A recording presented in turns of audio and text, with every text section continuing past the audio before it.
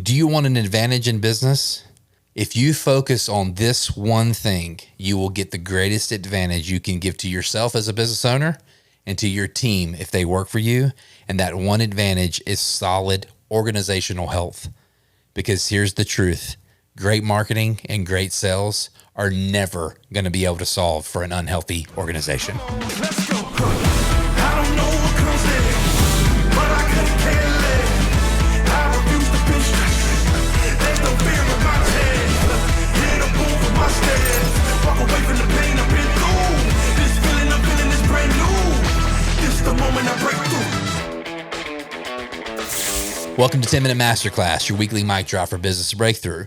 I'm your host and lead MC, Trey Sheneman, and it's our goal every week on 10 Minute Masterclass to teach you timeless business principles to help you solve today's business problems. Now, the way that we do that is through what we call the core 4 drivers of growth. So if you've not figured this out about me, maybe this is your first episode. Somebody shared this with you. If so, shout out to whoever that is. Thank you.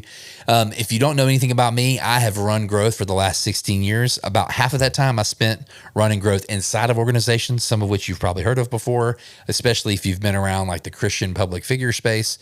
Or the other half of the time I spent running growth inside of agencies that I was a partner in, which meant I was also then running growth for all of our clients. That's what they were coming to us for. And it doesn't matter in any of those situations. Every time I've seen growth become predictable, it has to do with solving bottlenecks, issues, problems inside of one of the 4 core areas of growth: marketing, sales, operations, and leadership. In today's episode, we're going to dive deep into leadership, specifically talking about my favorite author of all time, Pat Lencioni. Pat Lencioni, I just love the way that he writes. He kind of has this fable way that he writes and teaches about business principles. I love it. Kind of a little known fact about me: I grew up being a spoken word poet. I still do spoken word poetry from time to time now. So I appreciate the creative lens with which Pat Lencioni brings to the table.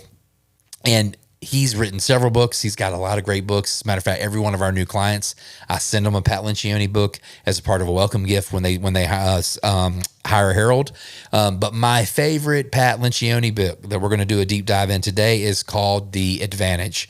And the whole premise of the book, The Advantage, is that organizational health isn't a part of the game of business. It is the game of business. That the ability for you to build a thriving culture inside of an organization is the greatest marker on whether or not that business is going to stand the test of time and grow. So we're going to talk about some of the lessons that I learned, some of the notes that I took reading this Pat Lencioni book, The Advantage. So let's jump in. So a little bit about Pat. If you don't know or have never heard of Pat, you can go check him out. He runs an organization called the Table Group. He's written several other books. Maybe you've heard of The 5 Dysfunctions of a Team, or Death by Meeting, or The Motive, or The Ideal Team Player. All great books. But this book, The Advantage, when I read it, I think it was the 3rd book that I read by Pat.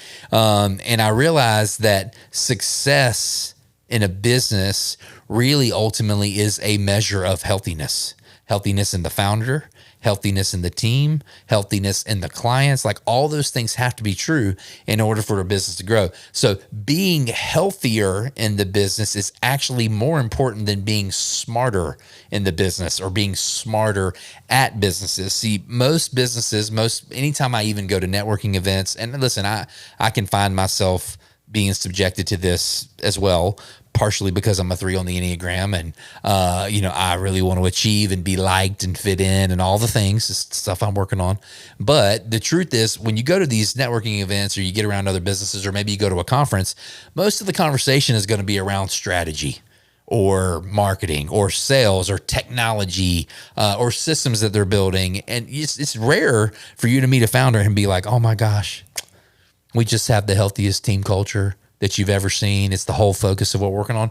And I'm not trying to get all sappy, but I'm just saying it's not something that's top of mind for a lot of people. But all of those other things they talk about, it's not that they're not important. They are important. They're kind of they're parts of the legs of the bar stool of running a good business, for sure. Sales and marketing and strategy, all the things. But if your organization is dysfunctional or divided or built on distrust instead of trust, it doesn't matter how good you're going to be at those things. You're going to have turnover. You're going to have backbiting going on, gossip. But man, if you can focus on having a healthy team where they genuinely value each other, they genuinely want to see each other win, they want to see the company win, man, you want to see a multiplication happen on your business. A healthy team is a multiplier in a huge way. So in this book, The Advantage, Pat teaches us the signs or the pillars that you can see to know that you're headed towards the healthiest organization possible. And I just want to walk through what those things were, because again, this book really changed my life. It changed the way that I lead. I just read it again for a second time here recently. The first focus is you got to build a cohesive leadership team. The leadership's got to be more than just you. You got to have a team around you. And the biggest thing to make a leadership team cohesive is going to be trust. Because if not, politics will creep in, decisions will slow down, silos will form. Trust has to be the foundation of a leadership team. And it's not predictive trust, like just them trusting each other because they work together. It's vulnerability based trust. You need to make sure that the team knows really who each other is. They know their spouse's names and their kids' names and their values and things that are important to them. Because when you have vulnerability based trust, where they've been honest with each other, they've really been to the fire together, your business is going to grow. So that's number one. The second thing is, once you have organizational based trust, you have got to create clarity. Clarity. Most dysfunction comes from confusion, not actually from like conflict. It's just because people are unsure, or they're misled, or they're not certain. So one of the things that Pat talks about in this book is the 6 questions that a leadership team must answer together. So powerful. Number 1, why do we exist as a business? Number 2, how do we behave? Number 3, what do we actually do? Like, what are we in the business of? Number 4, how will we succeed? How will we know what winning looks like? What's most important right now above all else? And who of us must do what? If you have clarity around those 6 things as a leadership team inside of your company at all times, your team won't help themselves but being healthy, okay? This is actually how you start to build some of that vulnerability-based trust. Now, once you have the answers to those 6 questions, now you have to over-communicate clarity. Clarity is this weird thing that when people leave a room, somehow they get unclear real quick. So one of the things we have to do is we have to fight against that by over-communicating clarity. Leaders get tired of saying things long before teams get tired of hearing them, okay? So repeat your mission, repeat the priorities, repeat the playbook over and over again. A good behavior when you've gotten to the answer of those 6 questions is to keep the answers top of mind and go over them every time you have a weekly strategy meeting or an L10 or some sort of an all hands, whatever it is. Just remind your team constantly about what you are clear about, what you are agreeing to, and what matters most for what you're doing. And a thing that I tell myself a lot is, even if I've said it 10 times, they probably only listened once. And I hope that's not true, but it's a good reminder for me of making sure that the team is super clear. We've got a strategy meeting coming up next week. And I actually built it. It's the first time I've ever done this. Rather than showing them the document day of, I built the agenda a week or 2 ago. I sent it out to the team. I told them to review it and ask me questions ahead of time. I really dialed in the meeting minutes for the day because I want this to be a hyper clarity kind of meeting event at the end. And I have a high expectation of the speed and the growth of our team coming out of this meeting in quarter 3 and quarter 4 because of the way that it's been set up.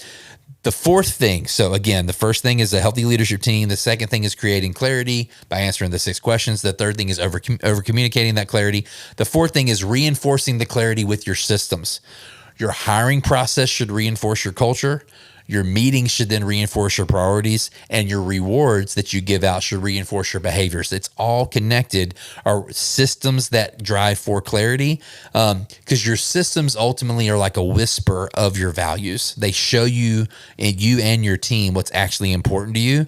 And the other thing is a lack of systems will scream dysfunction. Okay. This is a huge area of growth for me right now.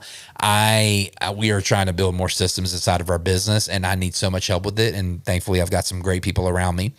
So those are the 4 steps. If you can get through those 4 steps, organizational health is almost a surety in your business. So when I learned this, it was 2017, 2018. everything started to click for me. I stopped, even though my title was VP of strategy in the firm that I was a partner in at the time. I realized that my number one job actually wasn't strategy. My number one job was clarity for the team, clarity for the clients. And if I created clarity, they would trust me more and we would be able to do better strategy together. So every growth ceiling that I've ever hit since then, most of the time, I think every single one wasn't even really like a strategy ceiling or a lack of good thinking ceiling. It was something was broken organizationally and the health of the team. And we really needed to lean in and figure out what it was. So this week, ask yourself the question, are we trying to be a smart organization, a cutting edge organization, a trendy organization? Or are we trying to be a healthy one? Because if you want to win at work, but your team feels burned out, divided, or confused, you are not winning. So read The Advantage as a leadership team if you have to. I really hope you'll take to heart what Pat taught you through me in this podcast, because growth happens at the speed of trust, and trust happens when people are clear. So give people clarity and watch how fast they grow. Hope you got something out of this. Until next time, we'll see you on the flip side.